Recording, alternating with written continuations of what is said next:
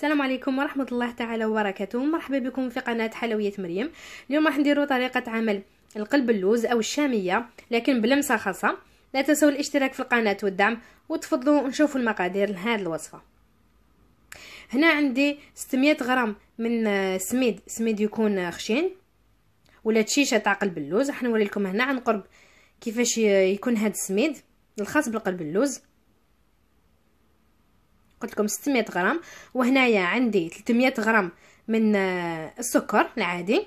وهنا كما راكم تشوفوا عندي 150 غرام من اللوز بقشوره محمص ومطحون هكذا شويه خشين. هذه اللمسه تاعي الخاصه لقلب اللوز يجي زين بنين. هنا كما راكم تشوفوا عندي كاس من المزهر، وعندي نص كاس من الماء.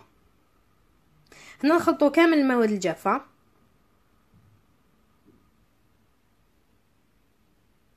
لازم السكر يولي كامل ما يبانش مع السميد.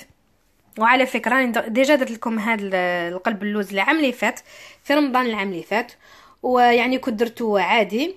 وهذه الخطره زدت له برك كما قلت لكم اللوز بقشوره، لاخاطش كي يكون اللوز بقشوره مطحون يعطي بنه خاصه.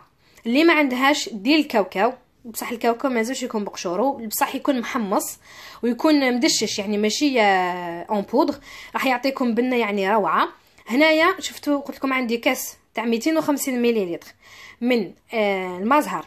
واش راح ديروا؟ راح ديروا نصو برك، راح نشمخوه كما راكم تشوفوا هكذا. تقول شغل راكم ديروا في السميد، عفوا شغل راكم ديروا في الطعام، شغل راكم تفتلوا هكذا في الطعام، ما لازمش تشمخ لكم.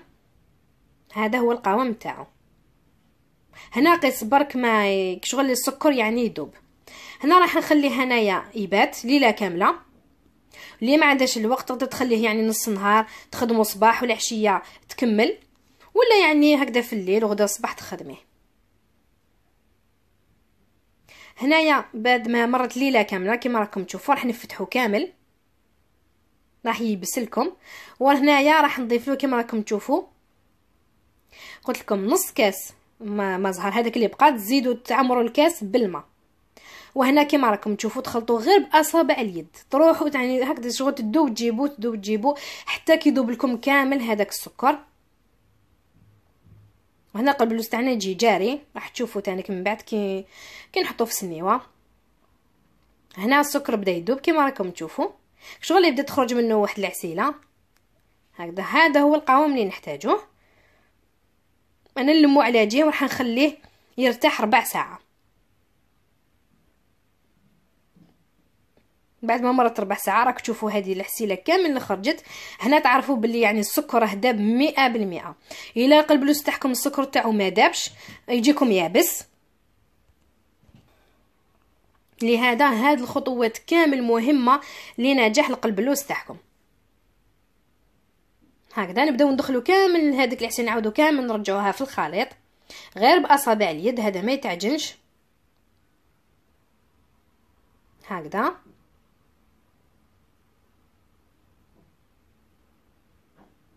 اذا الكميه هذه اللي درت لكم قلت لكم 600 غرام، يعني السنيوه تكون متوسطه الحجم. الا عندكم سنيوه كبيره ديروا كيلو مع 700 غرام من السكر. ها راكم تشوفوا السنيوه تاعي راهي متوسطه الحجم ماشي صغيره بزاف. هنا دهنتها بالسمن. هنا راكم انتبهتوا باللي ما درت لا زيت لا سمن لا حليب لا لبن، يعني هذه الطريقه التقليديه اللي يديروها يعني تاع الحوانت في يعني في الجزائر. هنا نبدا نحط الخليط كامل في السنيوه.